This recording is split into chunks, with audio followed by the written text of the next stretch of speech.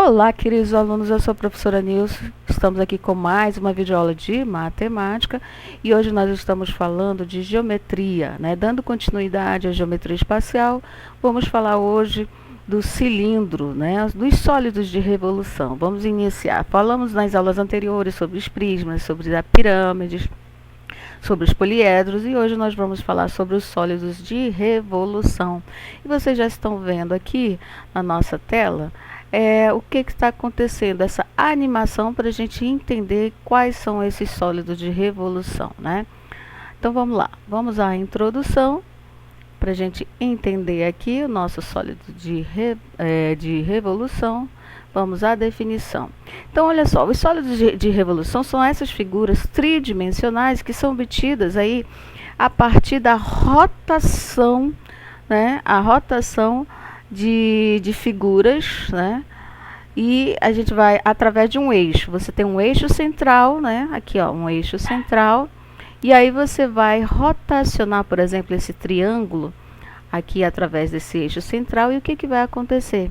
Ele vai gerar aqui um sólido tridimensional. Vamos dar uma olhadinha aqui, ó. Ó, o que que ele está gerando nesse caso desse triângulo? Ele gerou um cone, né? A gente tem aqui também, ó, outro através de um círculo em relação a esse eixo. Nós temos aqui, por exemplo, aqui em cima, né? Um retângulo. Nós temos aqui um retângulo, girou através do eixo. E o que foi acontecendo? Ele foi aparecendo aqui, ó, um cilindro reto, né? Aqui desse outro lado, nós vamos ter aqui um semicírculo que, ao girar, nós tivemos aqui uma esfera. Tá? Então, aqui, ó, visualizando de outro ângulo, né? A nossa animaçãozinha. E vamos falar aqui desses sólidos. Vamos iniciar aí, ó. Com o cilindro. Vamos iniciar com o cilindro. Aí, se a gente observar aqui, ó, eu tenho um retângulo. E esse retângulo aqui, ó, ele vai ter essa medida aqui que a gente vai chamar de raio, né? E nós vamos ter aqui segmentos formando esse retângulo, que está aqui tendo a mesma, vamos dizer assim, esses segmentos, eles têm aqui eles estão ligando esse raio aqui superior a este outro raio. Então, se a gente olhar e fizermos aqui o sólido de revolução, olha o que vai acontecer, né? Ó, nós vamos criar o cilindro. Então, observem aqui, ó, que nós vamos ter o eixo principal, né, o eixo central, nós vamos ter o raio. Nós vamos ter aqui duas bases, a base inferior, a base superior, cujos raios são de mesma medida, né? Nós vamos ter a distância entre as duas bases, que é chamada de altura. Nem sempre a altura é igual à geratriz, tá? Vamos ficar assim, deixar bem claro. E a geratriz são segmentos que os segmentos vão de uma extremidade de uma base à outra. Então, vou pegar ponto aqui da base superior e ligar até a base inferior e eu vou fazendo vários segmentos. E o que que acontece?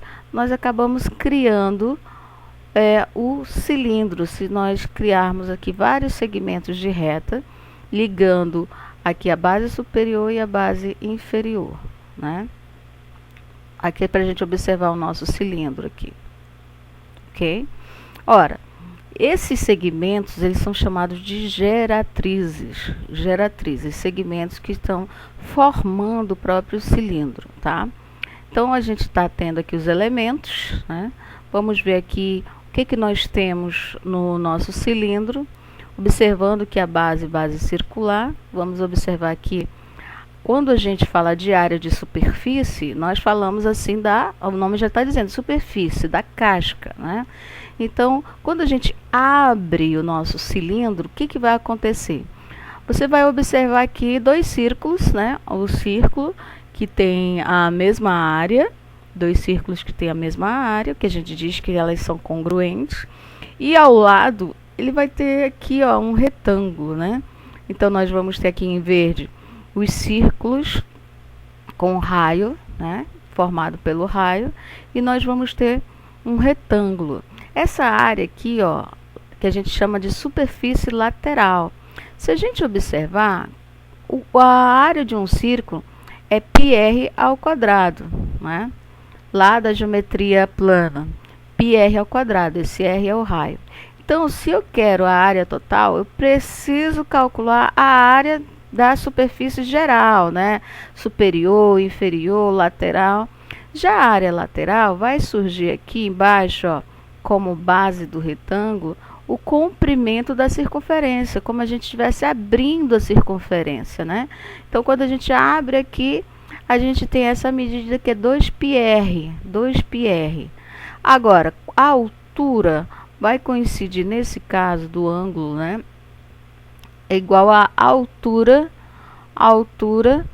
do retângulo. Então, nós temos base vezes altura, ou seja, 2πr vezes altura. E aí a gente tem aqui a fórmula da área lateral. Vamos olhar aqui, ó, fórmula da área lateral, ó, certo? Vamos observar aqui. Aqui, ó, como é que eu faço para calcular a área total? Claro, né? Nós vamos somar aqui as duas bases e a área lateral, ou seja, 2 vezes a área da base, que é πr ao quadrado, então 2 vezes πr ao quadrado mais 2πr vezes h. Essa seria a área total. Não esquece aí, você que está estudando para o vestibular. Então, a área de superfície, você planifica o teu cilindro, e esse cilindro, ó, é como se fosse uma caixinha aberta, né? Vamos aqui ao volume. Olha só, no volume, a gente tem que imaginar, por exemplo, o meu cilindro formado de vários círculos, um em cima do outro, como empilhado, né? Então, nós vamos ter o seguinte, ó, pelo princípio de Cavalieri, ele vai garantir a relação entre esses cilindros, vamos dizer, esse cilindro reto, né? E nós vamos observar que nós vamos encontrar aqui o mesmo. Se a gente pegar o sólido lá de um prisma, por exemplo, a gente vai ter a mesma ideia do princípio de Cavalieri, ou seja, é válida qualquer cilindro, mesmo para aqueles que não são retos, ou seja, chamado cilindro oblíquo. Os cilindros oblíquos não são obtidos pela rotação de um retângulo, já que o eixo não é perpendicular aos planos da base.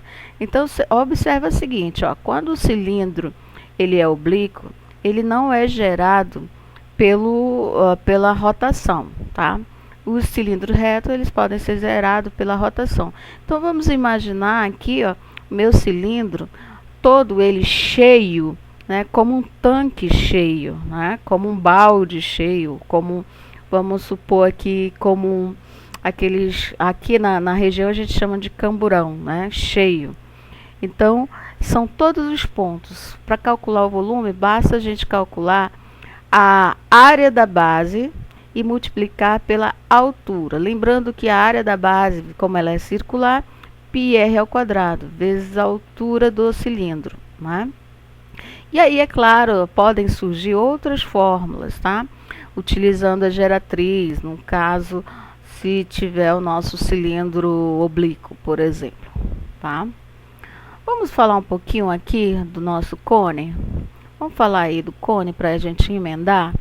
Então, olha só.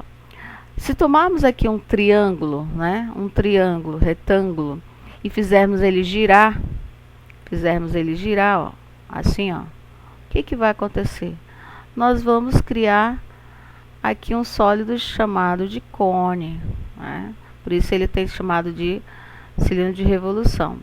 Observe, no caso aqui, o raio da base. Nós vamos ter o raio da base, nós vamos ter um ponto fora da base, que é o vértice, e nós vamos ter a distância aqui do ponto até a base, que é chamada de altura, Nós vamos ter aqui o eixo principal, né?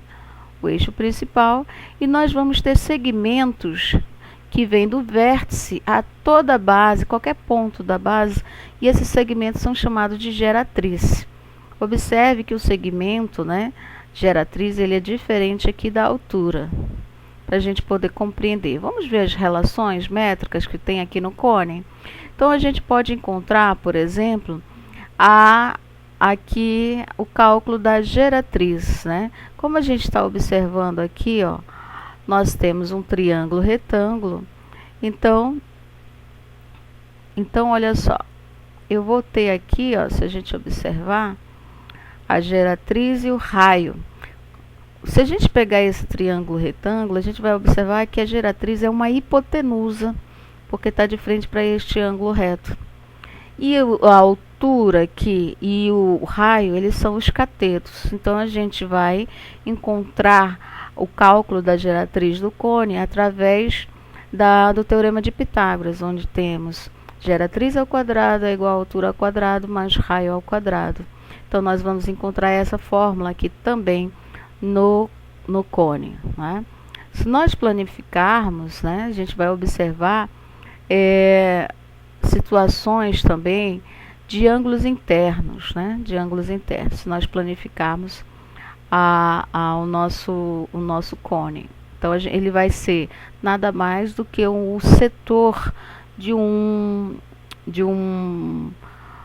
círculo maior, né? Vai ser de um círculo maior. Então, a gente vai ter também este ângulo aqui tratado por essa relação. Olha, pela planificação do cone, observe que a área corresponde a um setor circular. Se a gente abrir o cone, né, como aquele chapéu de palhaço que você corta e abre, você vai observar que ele é um setor. E aí ele vai trabalhar com um ângulo, né, ele é uma parte de um círculo grande. Então, nós vamos ter um ângulo central. E aí a gente vai ter essa proporção aqui, olha, onde o ângulo central é dividido por 2π. E aí a gente encontra essa formulazinha aqui, ó. O ângulo central eu vou obter fazendo 2π vezes o raio dividido pela geratriz, né, para a gente encontrar um ângulo central. O que é este ângulo central? Se você abrir o cone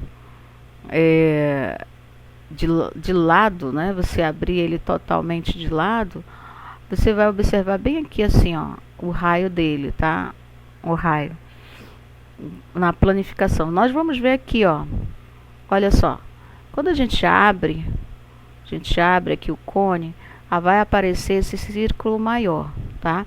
Vamos imaginar esse círculo maior. Aí o que acontece? A área do cone acaba sendo um setor, como se fosse uma pizza, né? Vamos lá, aquela partezinha que a gente tira da pizza, né? Ou seja, aquela fatia. E aí eu tenho um ângulo central. O raio vai ser a geratriz, né? E o comprimento vai ser 2πr, que é justamente da abertura do círculo da base. Então, nós vamos ter aqui, ó, quando a gente abre o cone todo, né, a superfície, nós vamos ter a base e nós vamos ter a superfície lateral. Como é que eu faço para calcular a área total? A gente vai calcular aqui, ó, a área da base, que é πr ao quadrado. Nós vamos calcular a área lateral, que é πr vezes g, ou seja, o π vezes o raio vezes a geratriz, né, como se fosse um triângulo. E aí nós vamos obter a soma total. Calcula a área da base, depois soma com a área lateral. E aí você vai ter aqui, ó, a área total. Certo? Como é que eu vou calcular o volume, né? Isso aqui é a superfície. Vamos ver aqui o volume. Para a gente poder calcular o volume de um cone, ele cheio, né? Todos os pontos, ele é dado por 1/3 do cálculo da área da base vezes a altura.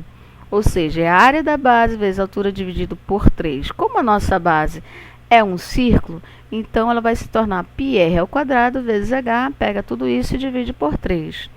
E aí a gente vai ter o seguinte, né? A gente pode, por exemplo, dizer que se a gente pegar um cilindro com mesma área e mesma altura de um cone, eu vou encher esse cilindro 3 vezes o volume de um cone, né? 3 vezes o volume de um cone. Se a gente passar aqui, ó, uma seção cortando o nosso cone, vai surgir o que a gente chama de tronco. Olha só, vai surgir o tronco, como se fosse um balde, né? Aí vai surgir aqui a base do nosso cone, e vai surgir uma outra base, que é a base onde foi cortado, da seção que cortou, né? Ou você pode dizer o seguinte, ó, antes eu tinha um trapézio, eu rodei esse trapézio e aí surgiu o tronco de um cone, que é dado pela seguinte situação. Nós vamos ter aqui a altura, né, que é a diferença entre as bases, a distância entre essa base superior e a base inferior. Nós vamos ter aqui o raio menor e o raio maior, né? E aí a gente vai ter o volume. Como é que eu calculo o volume de um tronco? Eu faço π vezes h, e esse hzinho é essa distância aqui, né? Dividido por 3, vezes, aí eu tenho o raio maior elevado ao quadrado, esse aqui, ó, mais o raio maior vezes o raio menor, mais o raio menor elevado ao quadrado. Então, essa é a formulazinha para a gente calcular o volume de um tronco. E aí a gente tem que ter cuidado com os cálculos que vão surgindo, certo? Então, gente, vamos parar por aqui para não ficar muito extenso o nosso vídeo. E depois mais a gente vai falar dela, né, da importância dela, a esfera. Eu te aguardo aí nos próximos vídeos. Tchau, tchau. Assina o sininho ali, ó, para você aguardar os próximos vídeos e ser avisado. E até a próxima. Tchau, tchau.